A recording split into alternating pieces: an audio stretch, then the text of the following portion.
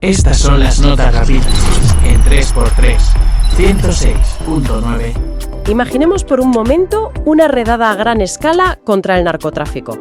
Lo más probable es que a la mente se nos vengan callejones oscuros, zonas marginales, convoyes de policía por caminos de tierra y un caos absoluto. Claro, el típico escenario de película, con tiros y demás. Exacto. Pero a ver, ¿qué pasa cuando las fuerzas de seguridad tienen que reventar una mansión forrada de mármol importado en el barrio más exclusivo y vigilado de todo el país? Pues que la cosa cambia bastante. Y tanto, porque entran y, en lugar de encontrar al clásico capo rodeado de sicarios armados hasta los dientes, resulta que se topan con una ejecutiva impecable, de traje, que maneja absolutamente todas las finanzas desde las sombras. Fíjate, es que eso rompe todos los esquemas que tenemos asimilados. Totalmente, y por eso hoy nos encontramos ante un panorama fascinante. Bienvenidos a esta nueva inmersión a fondo. Hoy es jueves, 12 de marzo de 2026, y nuestra misión es desentrañar las entrañas de una estructura que está sacudiendo toda la actualidad. Una estructura muy compleja. Vamos a analizar la información que ha revelado hace muy pocos días el canal de YouTube Harfuch Noticiero Fans. Han publicado unos detalles increíbles sobre una intervención de altísimo impacto que ocurrió hace nada, el pasado 7 de marzo. ¿Así es? La operación se conoce como fase red oculta o face red oculta, según se cita textualmente en las fuentes, y básicamente desmanteló una presunta red que conectaba el lujo más absoluto, la política institucional y el crimen organizado en México. A ver, antes de que nos sumerjamos de lleno en toda esta logística y en los detalles del operativo, hay una aclaración ineludible que debemos hacer aquí. Sí, por favor, esto es importantísimo. Es crucial. En los datos que vamos a diseccionar hoy se menciona de forma muy directa, con nombres de apellidos, al partido político Morena y a varios de sus funcionarios que están en activo. Y quiero dejar clarísimo que el propósito de este análisis es única y exclusivamente reportar de manera imparcial los hechos y los documentos que expone la fuente original. Exacto, hacemos hincapié en eso. Nuestro trabajo hoy no es tomar partido. Ni respaldamos ni condenamos ninguna postura del tablero político mexicano. Para nada. Nada de nada. Lo que vamos a hacer es examinar el material que nos han provisto, entender bien las mecánicas operativas de esta gente, la ingeniería financiera que usaban y las implicaciones legales. Todo manteniendo una neutralidad clínica, digamos, sobre el debate político en sí. Sí. El objetivo es puramente comprender cómo funciona una maquinaria criminal de este calibre en el siglo XXI, analizando los datos reportados, sin emitir ningún juicio de valor ni mostrar simpatías políticas. Eso se queda completamente al margen de la mesa. Vale, vamos a desgranar esto, porque leyendo los pormenores de esta fase red oculta, la imagen mental que uno tiene del crimen organizado se da la vuelta por completo.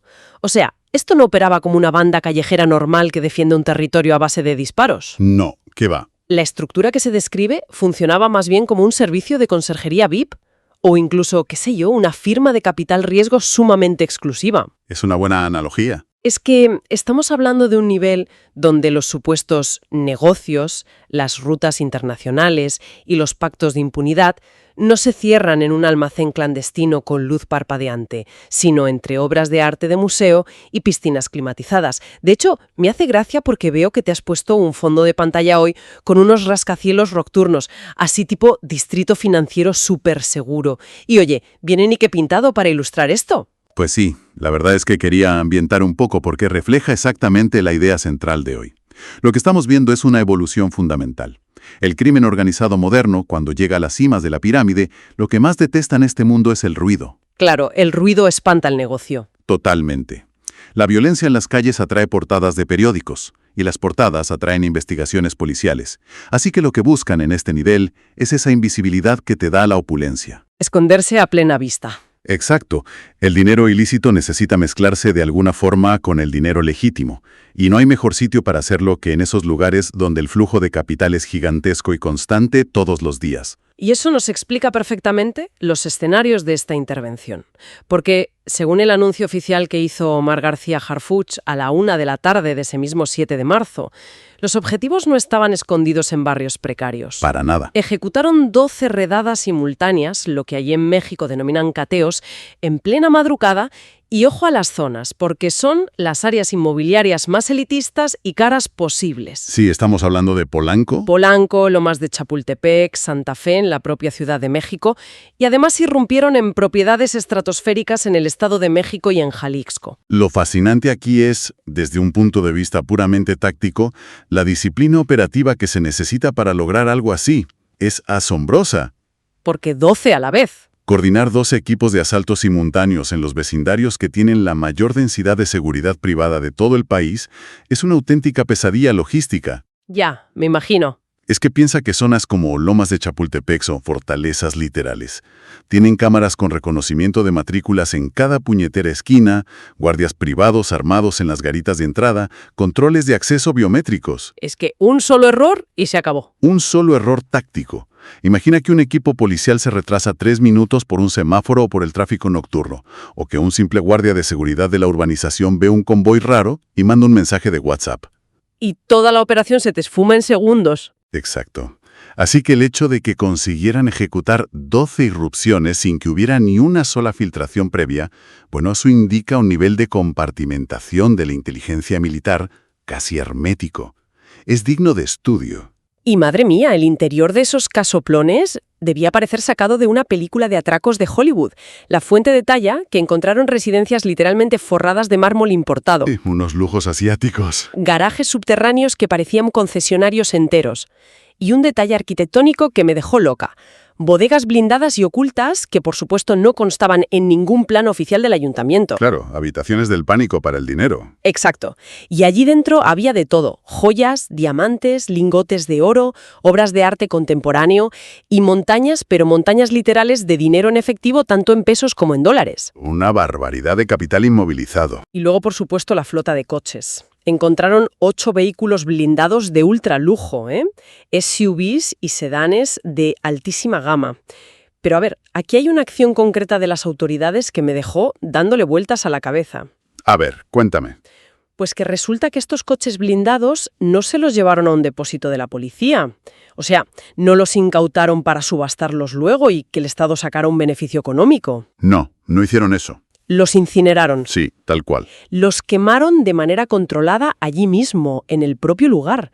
A ver, entiendo que las propiedades entraron de inmediato en un proceso de extinción de dominio, que es el embargo definitivo por parte del Estado. Eso tiene lógica.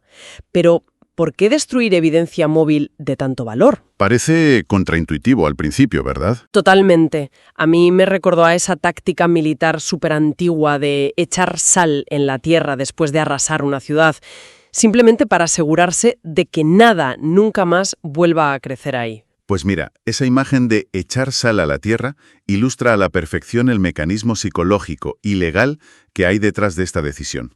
Porque incinerar esos vehículos in situ es de todo menos un error de procedimiento. O sea, que estaba calculadísimo. Totalmente. Piensa en esto. Si el Estado incauta un SUV blindado que cuesta, no sé, $200.000 y se lo lleva a un depósito policial de evidencias, ese coche entra en una zona gris tremenda. Ah, claro. Empiezan los problemas legales. Inmediatamente aparece un ejército de abogados interponiendo recursos y amparos para recuperarlo. Y además, seamos realistas, los depósitos policiales son históricamente muy vulnerables a la corrupción interna. Ya, que de repente le faltan piezas al coche. O desaparece el vehículo entero, que también ha pasado. Y en el mejor de los casos, si ese coche finalmente llega a una subasta pública años después, ¿sabes quién lo compra? No me digas qué. Sí, los prestanombres de la propia red criminal, que suelen recomprarlos a precio de saldo. Claro, y el activo vuelve al ciclo criminal, pero encima ya lavado y con papeles limpios del propio Estado. Es el crimen perfecto. Exacto. El ciclo se perpetúa, así que al reducir esos coches a un amasijo de chatarra, de hierro fundido y cenizas en el mismo jardín donde los encontraron... Usaron cargas térmicas controladas, ¿verdad? Sí, para derretir los bloques del motor sin incendiar todo el vecindario. Con eso, el Estado rompe la rueda. Es un mensaje operativo directo. No hay amparo legal, no hay soborno, ni tecnicismo que te sirva para reconstruir un coche convertido en ceniza. Lo destruyes y punto final. Destruyes la herramienta física de movilidad y también el símbolo de impunidad en un solo acto de forma irrevocable. Pues visto así, es pragmatismo puro y duro.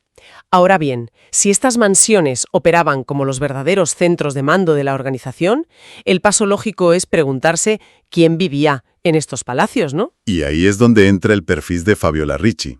Exacto. Es un perfil que choca frontalmente con toda esa iconografía clásica de los cárteles que tenemos en la cabeza, pero que por lo visto es la pieza más codiciada ahora mismo por las agencias de inteligencia modernas. Sin duda. Ricci era, según detalla la investigación de las fuentes, el enlace crítico entre el cártel Jalisco Nueva Generación, el CJNG, y los niveles más altos del poder político institucional. Y su método de trabajo era el silencio absoluto. O sea, ningún discurso en público, ninguna ostentación en redes sociales para ganar millones de seguidores, nada. Operaba en la sombra más absoluta. Su principal activo era tener la llave de acceso a los despachos donde realmente se toman las decisiones del país. Porque, a ver, en el ecosistema del crimen transnacional del siglo XXI, la fuerza bruta tiene un límite muy claro. No puedes solucionar todo a tiros. Claro, un ejército de sicarios te puede asegurar un territorio rural o proteger una ruta de carreteras, vale. Pero esos sicarios no pueden conseguir que la aduana de un gran puerto marítimo mire convenientemente hacia otro lado cuando llegan contenedores de precursores químicos desde Asia. Para eso necesitas corbata, no pasamontañas. Exacto. Para eso, una corporación criminal enorme como el CJNG necesita ejecutivos de cuentas, necesita facilitadores de relaciones institucionales. El acceso político es precisamente lo que transforma a una simple banda violenta en un monopolio casi intocable. Y fíjate, el intercambio de favores que supuestamente orquestaba Ricci era milimétrico. Según los datos, el cártel inyectaba millones para financiar campañas políticas y pagaba sobornos directos a funcionarios. Una barbaridad de dinero. Y a cambio de esa inyección, obtenían adjudicaciones de contratos gubernamentales a dedo. Contratos amañados. Conseguían una capa de impunidad generalizada y lo más vital para su negocio: protección policial específica para sus rutas logísticas de fentanilo y metanfetaminas. El pack completo. El caso es que, durante estos cateos simultáneos, detuvieron a Ricci en una de las residencias sin darle margen de maniobra para activar ningún protocolo de huida. Y ojo a los cargos que la Fiscalía le imputa ahora mismo, porque son 4. Delincuencia organizada, blanqueo de capitales o lavado de dinero, financiamiento al terrorismo y delitos electorales. Cuidado con esto, porque la inclusión del financiamiento al terrorismo y los delitos electorales eleva el caso a una categoría completamente distinta. ¿Ah, sí? Sí. A ver, la delincuencia organizada y el lavado de capitales son los cargos habituales de siempre. Pero cuando la Fiscalía acusa formalmente de inyectar capital ilícito directamente en las campañas electorales, el tema trasciende la seguridad pública básica. O sea, ya no es solo narcotráfico. Exacto. Significa que el dinero de las metanfetaminas está comprando la infraestructura democrática del país. Piensa que si una red criminal financia la campaña de un alcalde o de un gobernador y esta persona gana las elecciones, la red criminal tiene el poder efectivo de nombrar al jefe de la policía local o al director de obras públicas. Claro, lo controlan todo. Es literalmente la captura del Estado desde dentro. Aquí es donde la cosa se pone realmente interesante, porque pensando en el rol específico que tenía Ricci dentro de esta enorme maquinaria, se me ocurre compararla con el router del wifi de un inmenso edificio de oficinas. A ver, desarrolla eso. Pues mira, un router es un aparato pequeñito, ¿no? Está por ahí escondido, detrás de una maceta en un rincón, nadie le presta atención, no tiene pantallas brillantes, no hace ruido, pero en el instante en que alguien lo desconecta de la corriente, absolutamente todos los ordenadores del edificio pierden la conexión. Es una metáfora perfecta. Es que es tal cual. Desconectas a Ricci y los sicarios de pronto se quedan sin fondos. Los políticos no reciben sus sobornos en efectivo. Los cargamentos se detienen en la aduana. Toda la información y el poder de la red pasaban a través de ese único nodo silencioso. Y claro, si desconectas ese router, la estructura entera se queda a oscuras. Se paraliza y se vuelve vulnerable de un plumazo. El problema enorme para las autoridades es que, precisamente por ser tan discreto, encontrar ese router entre miles de conexiones legítimas de una ciudad es un desafío monumental. Aguja en un pajar. Eso es. Ricci operaba escudada tras un laberinto tremendo de empresas de consultoría inmobiliaria y financiera. Así que la fuerza física policial de toda la vida no te sirve para encontrarla. Tienes que rastrear la señal. Lo cual enlaza perfectamente con el cómo lograron desenmascarar esta red. Porque si no puedes seguir un rastro de casquillos de bala por el barrio de Lomas de Chapultepec, tienes que seguir los datos. Los datos no mienten. Y aquí es donde entra la artillería pesada del rastreo financiero. Las fuentes detallan que la Unidad de Inteligencia Financiera, la famosa UIF, estuvo trabajando en las sombras durante semanas enteras, codo con la Fiscalía General de la República, la Guardia Nacional y el Ejército. Si conectamos esto con el panorama general, te das cuenta de que las operaciones de asalto de la madrugada fueron solo el final táctico, el último golpe de una guerra que realmente se libró durante meses en hojas de cálculo y bases de datos. Es alucinante. La UIF logró congelar cientos de millones vinculados a toda una constelación de empresas fachada. Empresas que, sobre el papel timbrado oficial parecían despachos legítimos y prestigiosos, ofreciendo servicios de consultoría estratégica o desarrollo de grandes proyectos inmobiliarios. Pero de fachada, claro. Todo de fachada. El patrón que descubrieron es básicamente el manual de instrucciones del blanqueo de capitales. Empresas fantasmas que de repente recibían transferencias masivas desde 3 o 4 cuentas distintas que además estaban ubicadas en estados diferentes del país. Para despistar. Y curiosamente, estas empresas estaban súper conectadas con la recepción de jugosos contratos gubernamentales que, casualidad, se adjudicaban a dedo, sin ningún concurso público de por medio. Qué raro, ¿eh? Ya te digo. Pero, oye, siempre me he preguntado sobre la mecánica real de esto, porque armar este caso es como intentar resolver un rompecabezas de 5.000 piezas donde todas las piezas son completamente blancas. Me cuesta mucho entender cómo logras meter cientos de millones en el sistema bancario oficial sin que salten todas las alarmas en el minuto 1. Claro, porque no lo hacen de golpe. Supongo que no entran físicamente con bolsas de basura llenas de billetes a una sucursal del banco en Polanco, ¿verdad? Tienen que tener algún mecanismo previo, negocios puente para ir inyectando ese efectivo. Evidentemente. Mira, el efectivo físico es el mayor problema logístico que tiene cualquier cartel hoy en día. Tienen habitaciones llenas de billetes que huelen a humedad y no pueden usarlos para comprar un edificio legalmente. Un problema del primer mundo criminal. Total. Así que la primera fase, lo que se llama la colocación, requiere miles de negocios pequeños pero muy intensivos en efectivo. Hablamos de restaurantes, lavaderos de coches, aparcamientos. Estos chiringuitos van inyectando el dinero de las drogas en el banco en cantidades muy pequeñitas, mezclado con las ventas reales del día a día. Ah, el famoso pitufeo. Exacto. Es un proceso súper conocido como smurfing o pitufeo.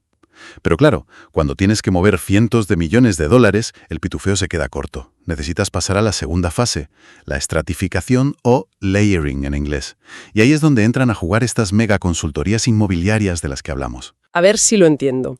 Es como si intentaras esconder pintura roja brillante que representaría el dinero ilegal manchado. Vale. Si echas esa pintura roja en un vaso de agua transparente, pues canta muchísimo, se nota al instante. Pero si viertes esa pintura roja en un cubo gigante lleno de pintura azul, que sería el dinero legal de las constructoras que mueven millones, Te voy siguiendo. y lo mezclas a fondo, pasándolo de un cubo a otro 50 veces, al final lo que tienes es un tono gris oscuro uniforme. Llega un punto en que es físicamente imposible separar las moléculas rojas originales. Es una comparación excelente. Esa mezcla constante de los cubos de pintura es exactamente lo que en finanzas llamamos estratificación. Lo que hacen es que el dinero rebote y salte por docenas de cuentas internacionales distintas, pagando facturas falsas justificadas como servicios de consultoría.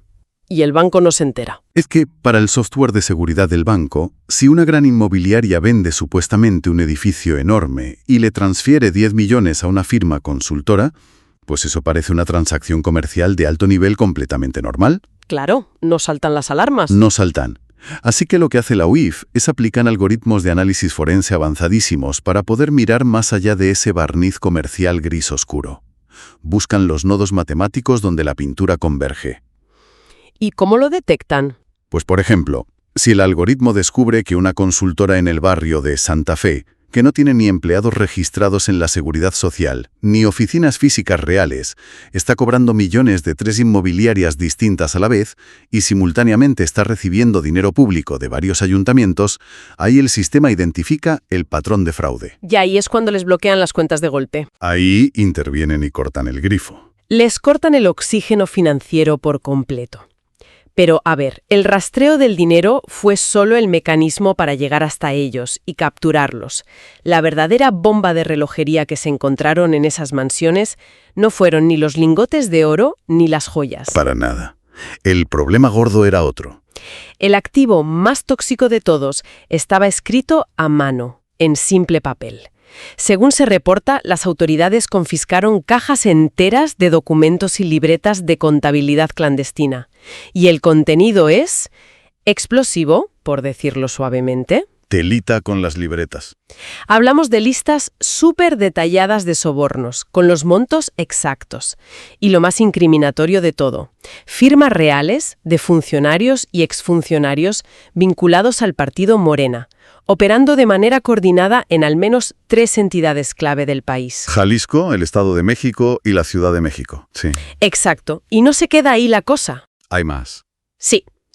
Los registros también detallan pagos sistemáticos a los llamados informantes políticos. Ah, los topos. Eso es. Personas que estaban insertadas dentro de la propia administración pública y cuya única función, su única directriz, era vigilar si alguna fiscalía o la UIF o alguna unidad policial empezaba a hacer demasiadas preguntas sobre las empresas fachada de Fabiola Ricci. Para dar el chivatazo, vaya. Claro, para dar el aviso de evacuación con tiempo suficiente. Ahora las autoridades han dejado muy claro en sus comunicados que la tormenta judicial que se avecina con todo este papelorio no va a hacer distinciones. Es que no pueden hacerlas. Hizo las reuniones en secreto en los despachos o el que simplemente conocía toda la operación de la red y decidió mirar hacia otro lado. Se anticipa una crisis de proporciones sísmicas en el momento en que los tribunales empiezan a mandar citaciones formales. A ver, es que la diferencia entre el clásico ruido político de tertulia y este escenario que describimos es abismal. Completamente. En política, un rumor o una acusación que sale en la prensa, pues oye, se puede desmentir rápidamente con un comunicado de prensa del partido y aquí no ha pasado nada.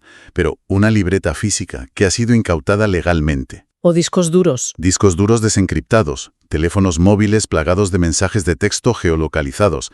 Eso es material probatorio irrefutable. Un recibo de un pago opaco que lleva la firma manuscrita de un alto cargo no es algo que se debata en un programa de televisión, es algo que se perita en un laboratorio judicial. Es evidencia dura. La extracción forense de todos esos dispositivos incautados va a revelar, con pelos y señales, el mapa completo del sistema nervioso de esta corrupción. Va a transformar lo que hasta ahora eran simples secretos a voces en expedientes penales superformales y graves. Entonces, ¿qué significa todo esto realmente? Porque quiero hacer un poco de abogada del diablo ahora mismo. Adelante. Si miramos la historia reciente, todos hemos visto en las noticias operaciones policiales espectaculares, mega conferencias de prensa llenas de mesas con todo el material incautado. Sí, la foto oficial. La foto oficial, exacto. Y luego, meses después. El más absoluto silencio. Los políticos que fueron señalados contratan a los bufetes de abogados más caros y prestigiosos del país. Empiezan a interponer recursos interminables, lo que en el sistema legal de México denominan amparos. El pan de cada día allí. Y de repente, fíjate qué casualidad, un juez decide que la orden de registro original tenía un pequeño error tipográfico o que la cadena de custodia de las libretas se rompió misteriosamente durante el traslado en el furgón. Y el caso se cae. El caso se empantana durante años y los acusados, como si nada, siguen sentados en sus despachos de poder, intactos. Así que la pregunta clave es, ¿tiene el sistema judicial actual la fortaleza estructural y, sobre todo, la independencia necesaria para procesar y condenar a este nivel de poder institucional? Pues mira, ese escepticismo histórico que planteas está más que justificado y de hecho es el verdadero talón de Aquiles de cualquier Estado. Es que desanima mucho. Claro. A ver, el trabajo de inteligencia policial y la intervención táctica de esa madrugada han sido un éxito rotundo, sin paliativos. Las pruebas físicas existen y las tienen. Pero ahora es cuando entra a jugar la maquinaria judicial, que paradójicamente es donde las redes de corrupción sistémica siempre invierten la mayor parte de sus sobornos. Ahí es donde compran las voluntades. Exacto. Esto plantea una pregunta fundamental sobre la resiliencia del Estado. Porque para que esto llegue a buen puerto se necesita una alineación perfecta de los astros. Necesitas fiscales a prueba de balas que no cedan ni 1 milímetro ante amenazas de muerte, que las habrá. Por supuesto. Necesitas jueces de instrucción que rechacen de plano los maletines de efectivo. Y necesitas un sistema de protección de testigos y peritos que sea completamente impermeable. Si un solo eslabón de esta cadena judicial cede, si un magistrado decide anular las libretas por un supuesto defecto de forma en cómo se incautaron, todo, absolutamente todo el trabajo titánico de la UIF y de los equipos de asalto se desmorona en los tribunales como un castillo de naipes.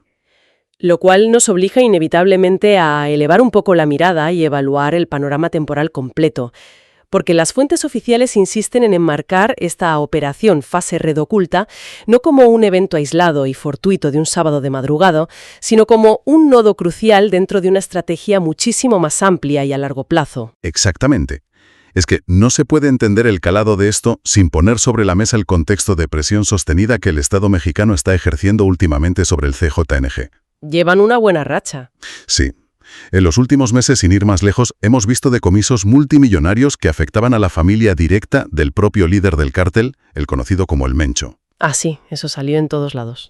Hemos visto irrupciones tácticas sorpresa de la policía en eventos sociales que ellos consideraban fortalezas seguras e inviolables, como bodas privadas o velorios de altos mandos de la organización. Y a eso súmale la caída reciente de 10 operadores clave en la zona de Puebla. Es una ofensiva en toda regla.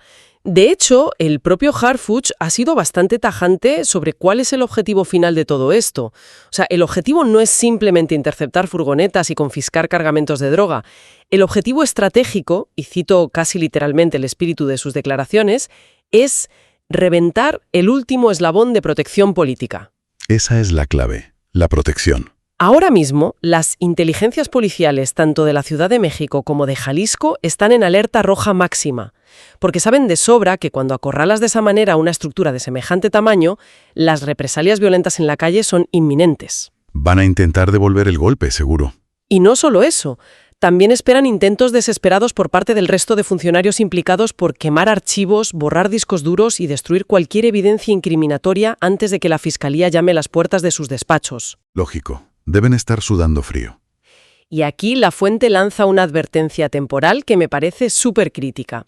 Nos dicen que si pasan 6 meses, medio año, y los nombres escritos en esas libretas de Fabiola Ricci siguen sentados cómodamente en sus escaños políticos o en sus despachos públicos, con el caso judicial bloqueado por recursos legales, entonces esto no habrá sido más que una simple victoria táctica. Un bluff mediático. Eso es. Mucho ruido en la prensa durante una semanita, tertulias, análisis, pero cero impacto real en la guerra a largo plazo. Es que esa es la diferencia abismal entre ganar una batalla aislada y desmantelar verdaderamente el ejército enemigo. La inercia burocrática y los enormes intereses económicos creados en las altas esferas son expertos, pero expertos de verdad, en absorber el impacto inicial de estas redadas. Tienen mucho callo con esto. Y tanto. Su táctica principal es dejar que el tiempo pase, que los plazos se alarguen y que la presión mediática se diluya lentamente, hasta que el público sencillamente se olvide del tema porque hay otro escándalo nuevo. Totalmente. A mí me parece como estar observando una partida súper tensa del juego del Jenga. ¿Sabes cuál te digo? El de los bloques de madera. Sí, el de la torre. Pues mira, durante meses las autoridades han estado golpeando y quitando los bloques exteriores del cártel, los más fáciles. Pero con la captura de Fabiola Ricci en esta operación, han logrado golpear y extraer la pieza central, el bloque maestro, que soporta toda la carga. El bloque que lo une todo. Exacto. Y ahora mismo, si te fijas, toda la inmensa torre de protección política se tambalea, se puede ver literalmente cómo se balancea. Pero el desafío mayúsculo del Estado no es solo haber quitado esa pieza central. El verdadero reto ahora es evitar que los abogados defensores y los vacíos legales del sistema penal recojan esa pieza del suelo y vuelvan a estabilizar la torre, recolocando el bloque a plena vista de todos en los propios juzgados. Ojo, y es que los cimientos de la corrupción institucional son increíblemente flexibles, ¿eh? Están diseñados arquitectónicamente para redistribuir el peso y la responsabilidad rápidamente cuando un operador importante como Ricci cae. Se adaptan rapidísimo. Por eso mismo, la única forma de evitar que la torre se estabilice es el seguimiento ciudadano y el periodismo de investigación constante sobre el propio proceso judicial. Hay que observar con lupa qué ocurre exactamente con cada uno de los funcionarios que han sido mencionados en esa contabilidad incautada. Esa atención pública sostenida es el único mecanismo de presión real capaz de asegurar que la torre colapse definitivamente. ¡Qué gran verdad! Bueno, al final, lo que este profundo análisis nos revela, o al menos a mí me deja esa sensación, Es la ruptura de una gran ilusión.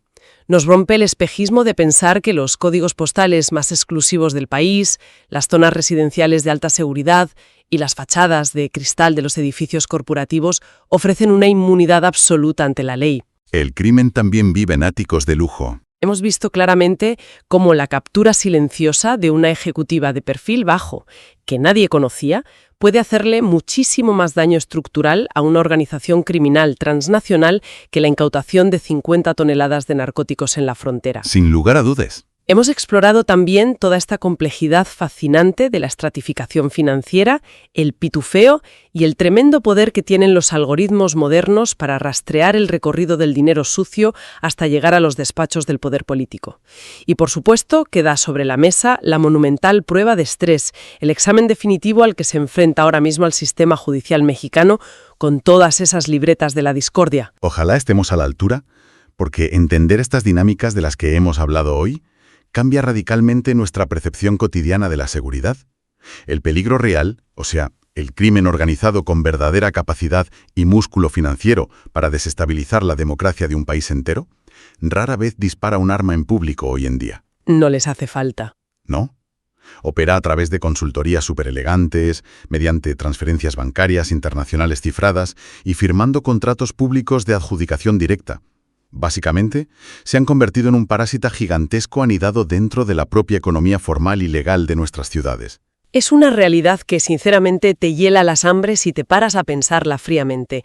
Y justo para cerrar este espacio de hoy, me gustaría dejar botando una idea, un pensamiento que creo que merece la pena que siga resonando en la cabeza de quienes nos escuchan. A ver, dispara. Si una red criminal de alcance internacional tan potente como esta ha podido operar sin ser detectada durante tantísimo tiempo, lamando cientos de millones de dólares bajo la impecable y perfecta fachada de consultoras estratégicas y agencias inmobiliarias de lujo situadas en las calles más prestigiosas y vigiladas de toda la ciudad, cabe preguntarse seriamente ¿cuántos de esos negocios supuestamente elegantes y pulcros por los que pasamos caminando a diario, esos escaparates inmaculados que vemos en los centros financieros de cualquier gran ciudad del mundo, podrían ser, en realidad, los departamentos de contabilidad del crimen organizado, operando a plena luz del día, frente a nuestras narices sin que absolutamente nadie en la calle lo sospeche? Tela marinera con esa reflexión. Da para pensar. Da muchísimo que pensar. En fin, ha sido un análisis denso, pero absolutamente fascinante. Muchísimas gracias por acompañar esta inmersión de hoy. Nos escuchamos en la próxima. Estas son las notas rápidas en 3x3, 106.9. 3x3, el podcast de la semana.